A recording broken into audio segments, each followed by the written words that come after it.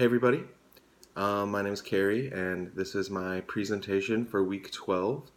It's going to be covering GAS chapter 14, um, and I have written up an outline of the chapter, which is also kind of a script for this video, and I've uploaded it to the Google Docs shared folder for the class. So feel free to pull that up, and that's going to be kind of our guide here.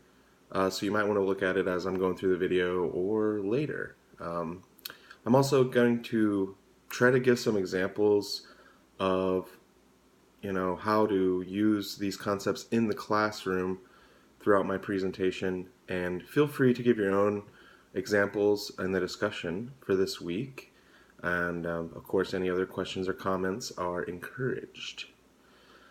So if you want to look at the outline now, you can. And so, of course, this chapter concentrates on non-language influences in second language acquisition.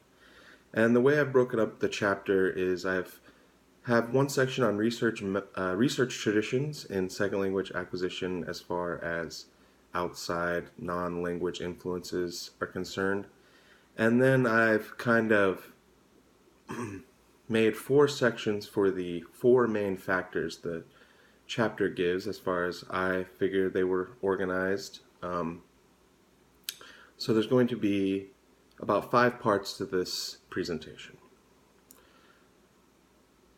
Alright, so when we think about non-language influences and second language acquisition as a whole, we're just talking about any factors that can help learners or inhibit learners that appear to be non-language factors. So that's fairly self-explanatory, but it can get a little hairy, discerning what factors are language-based and what are not. So the first thing we really want to do is look at the research traditions of second language acquisition, and it is important to look at the fields related to second language acquisition, namely linguistics, psychology, and psycholinguistics. If we look at linguistics, they tend to concentrate on what speakers know, not how they perform. And linguistic research generally assumes that all native speakers have the same linguistic competence, or another way to say that is they assume an ideal speaker-listener. This has a little bit of, I think for second language acquisition, this thought pattern is kind of difficult because it can lead to a tendency to overlook differences in language ability in L2 learning. Especially as someone who comes from a linguistics background. In the classroom, we can't assume every speaker has an ideal set of knowledge and knowledge pool for the language. I think every learner is different, and you have to cater to the needs of the learner and the student. So I think the research in linguistics is somewhat flawed when it comes to non-language influence, as they pretty much assume that everyone has the same competence, which I think in the real world scenario is not quite how it works out. Psychology, early ideas considered motivation and cognition important factors, but behaviorism dismissed these ideas. And psycholinguistics, a lot like linguistics, the traditions of linguistics led to a lack of concentration on aptitude, and the research has largely been correlational, which has some problems with it. You're not sure what factors are giving you the results, if it's the exact thing you wanted to hone in on, or it could be something else giving you some interference. And these research methods present many challenges, difficulty in measuring the variables, and the unreliance of self-report surveys from the participants. Okay, so that's kind of a summarization of the research traditions. The book goes a little bit more in depth, so feel free to check that out. And now I'm going to get into the 4 major sections, the 4 major factors that are factors of non-language influence in second language acquisition. So the first thing I want to cover is age differences. Now, this is going to focus mainly on the critical period hypothesis, which we've talked a little bit about before in class. And it's defined as the period of a child's development where both the L1 and L2s can be acquired to native-like levels. Um, Once this window is passed, usually we consider it after puberty, language learning abilities decline. So that's kind of the end of the critical period. After that, both native language learning ability and second language learning ability tend to decrease. Another term similar to the critical period hypothesis is the sensitive period, although this term, the sensitive period, has a little more ambiguous in its endpoint. Has a little more ambiguity in its endpoint. It could be applied to a larger or a more lengthy time period than the critical period hypothesis. Research indicates that although adults can learn aspects of an L2 quicker than children, children generally achieve more native-like proficiency than adults, specifically in phonology and the sounds of the language, and sometimes they can fossilize, as we know, and their learning will just kind of stop. They won't achieve a native-like fluency. They'll kind of have a stunted growth period in the language. So age differences are important, but it's not the end-all be-all for language learning. If you're past the critical period, you can still learn a language, but you might have difficulty with some of the more mental aspects of pronunciation, and the input may be difficult, the phonological input for you to parse, as well as production. You may not quite get the sounds quite right. Aptitude. So aptitude is defined as the ability to acquire new knowledge or skill. Language aptitude refers to ability to acquire a second language or just language acquiring ability. Carroll in 1989 posited 4 components of language learning aptitude: phonemic coding ability, grammatical sensitivity, inductive language learning ability, memory and learning. So these are 4 kind of subcategories that someone could be better or worse at that would help them or hinder them in second language learning. While possessing these skills may predict higher aptitude for L2 learning, these components are very difficult to measure empirically. Many types of tests have been devised to measure aptitude, and higher aptitude does in general correlate with more successful L2 learning. I think, as teachers, you're going to see that children or adults are going to have different skill levels in language learning, and they're going to have their own particular abilities.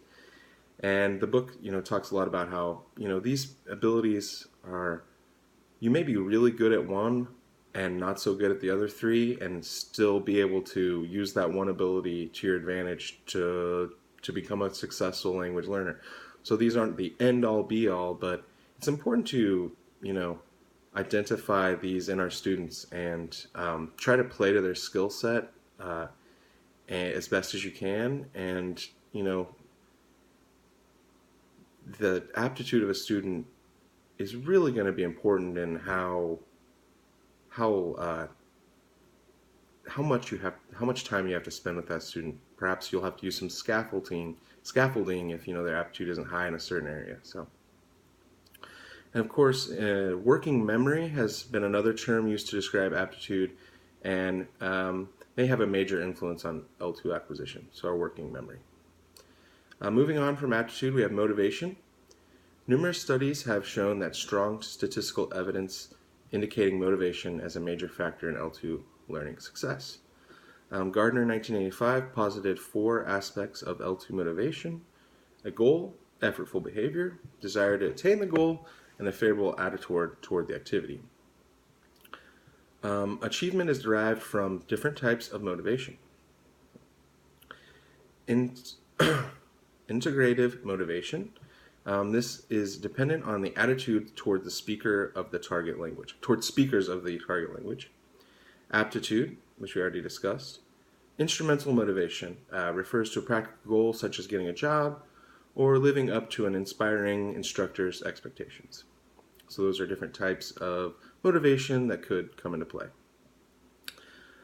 Success can affect motivation. So We are most motivated to do an activity of moderate difficulty, and we try hardest when tasks appear challenging but not impossible. And I think this concept is super important for the classroom. You don't want to make your activities or your tests or quizzes or whatever so difficult that there's nearly impossible, and the student goes into it with a very bad attitude that they're not going to succeed. And the same thing goes the other way. You don't want to make things too easy. Then the motivation to do these things is just not there. In the classroom, you really want to hone in on having a nice balance of, challenging the student, but also making a little bit of difficulty. So if they do, have success, then they feel like they achieved something worthwhile. So lastly, there's two more. So we have affective variables. Affect refers to feelings or emotions individuals have about something. And we have some examples in L2 Learning. So the book goes into these more in depth. I won't be going too in depth. We have language shock, culture shock, stress, and anxiety. And I found anxiety to be a little bit, I'm going to concentrate on anxiety a little more. It has a curvilinear effect on language learning. Low levels of anxiety will facilitate language learning, whereas high levels will inhibit. So it has a curvilinear effect. And anxiety may be reduced for small groups compared to whole class activities, which is, I think, another great thing to keep in mind as ESL teachers. Social distance refers to the amount of affinity an L2 learner has with the target language community. And so the less social distance, the more L2 learning will take place. The acculturation model, assimilation of another culture's traits will lead to learning, and many sociolinguistic factors will affect a learner's desire to acculturate, including the amount of dominance or influence one language group has over the other. And I think this is important for English, just in general. English has a pretty sordid history of colonization and, the people who speak English, and kind of historically violently bad behavior. So it's, I think, setting the stage for language learners to kind of understand the historical context, but also understand, the benefits that language can give them in their life, and giving, the stigmatized version of English its place, but also showing, hey, there's these other avenues that will open up if you learn English. Finally, we have learning strategies. Defined by Oxford as follows in 1999: special actions, behaviors, steps, or techniques that students use to improve their own progress in developing skill in a second or foreign language. So these strategies are unique to every person, but they may be using similar strategies, but they're kind of personal strategies that they've formulated, and they can involve mental actions, but also involve physical actions as well. It is difficult to determine what behavior should be considered strategic, and discerning the exact strategies can be challenging. So, kind of extrapolating these strategies and then using them to teach other students is a little more difficult than just developing them on your own. Less proficient L2 learners may not always show improvement when introduced to other students' learning strategies. So just, another thing to keep in mind is every learner is unique, and one strategy may work for one and not the other. So don't be too discouraged if, you're sure something is the best way and it doesn't work. So that's my summary of the chapter. Feel free to bring up other examples of how to use these strategies and these concepts in the classroom, and or any other questions or comments, and we can get a good discussion thread going. Thanks for listening. It's kind of long, but wanted to get a good overall explanation of the chapter, perhaps help you with your quiz. So thanks very much. Have a good one.